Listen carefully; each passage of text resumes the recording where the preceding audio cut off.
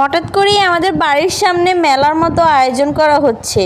কি ব্যাপার বুঝলাম না। চলো বন্ধুরা দেখে আসি কি হচ্ছে। আসসালামু আলাইকুম এভরিওয়ান, সবাই কেমন আছো, কি অবস্থা? আলহামদুলিল্লাহ, তোমাদের সবাই দোয়া ভালোবাসা আমরা অনেক সকালে ঘুম থেকে না উঠতেই দেখতেছি দোকান বসছে এক এক করে, একদম ঠিক মেলার মতো। হ্যাঁ বন্ধুরা, আজকে আমাদের বাড়িতে মাহফিল চলতেছে। বিকাল 3টা থেকে মাহফিল শুরু হবে আর সকাল থেকেই সব আয়োজন করা হয়ে গেছে। এত আয়োজন দেখে আমি তো হঠাৎ করেই অবাক হয়ে গেছি। তোমাদের ভাইয়া দেখো কত বড় একটা কাতলা মাছ নিয়ে আসছে। ঘরের সব কাজ শেষ করে গোসল করে আসতে না আসতেই তোমাদের ভাইয়া মাছ নিয়ে হাজির। আর আমার অনেক ভালো লাগে বড় মাছ কাটতে। কিছুদিন আগেও 5 কিলো একটা কাতলা মাছ আনছিল, ওইটাও আমি কাটছি। মাছটাকে প্রথমেই আমি আমিষটা ছাড়িয়ে নিচ্ছি আস্তে আস্তে করে। আজকে আমার শাশুড়িও বাড়িতে নাই, একটু বেড়াতে গেছে বাইরে। অবশ্য শাশুড়ি থাকলেও আমি ওনাকে কাটতে দিতাম না, মাছটা আমিই কাটতাম, কারণ মাছ কাটতে আমার অনেক ভালো লাগে। আমিষটা ছাড়াতে আমার অনেক কষ্ট হয়েছে, হাতেও ব্যথা পাইছি। আর এদিকে মাত্র গোসল করে আসলাম আর আমার পুরো শরীর আবার ভরে যাচ্ছে আমিষে। আমার নানুর কাছ থেকে শুনেছি এই মাছের আমিষগুলা নাকি আর প্রাচীনকালে তারা বেজে খেত। এই মাছটার ওজন 300 গ্রাম কম 5 কিলো। যদিও ফোনে অনেকটাই ছোট দেখা যাচ্ছে, তারপরও মাছটা আমার কাছে অনেক ভালো লাগতেছে কাটতে। আর মাছের মাথাটা কাটতে তো আমার অবস্থা পুরোই শেষ। আমাদের ঘরে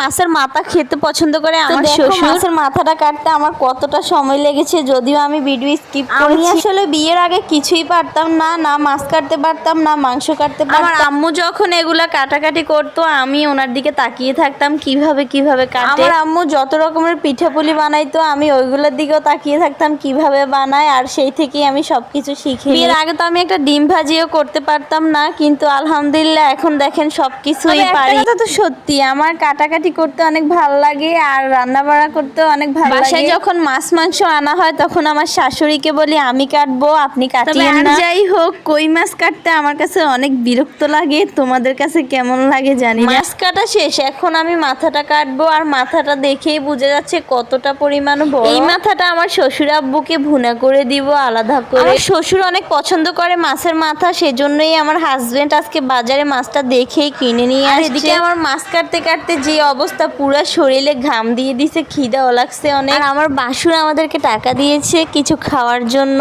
মেলা থেকে। হচ্ছে আজকে রাতের ওয়েদারটা। আর এদিকে আমার হাজবেন্ড আমাদের জন্য ঝালমুড়ি নিয়ে আসছে, তো আমরা সবাই মিলে খেলাম। আমার শ্বশুর বাড়িতে যখন মাহফিল হয় তখন পুরো বাড়ির বউরা মেয়েরা সবাই একসাথে, সবাই মিলে আমরা অনেক মজা করি। ঝালমুড়ি না খেতেই ফুচকা নিয়ে হাজির। আমি দাঁড়িয়ে দাঁড়িয়ে ফুচকাগুলো বানিয়ে নিলাম, একটা আমি টেস্ট করে দেখলাম কেমন হয়েছে। ফুচকা খেতে আমার অনেকই ভালো লাগে, শুধু আমার না সব মেয়েদেরই ফুচকা পছন্দ। তো আমরা সবাই মিলে খাচ্ছি এখানে বসে। আর এদিকে আমার একটা বাসুর এসে বলতেছে একা একা খাইতেছে, আমাকেও দাও, তো ওনাকেও একটা খাওয়াই দিই।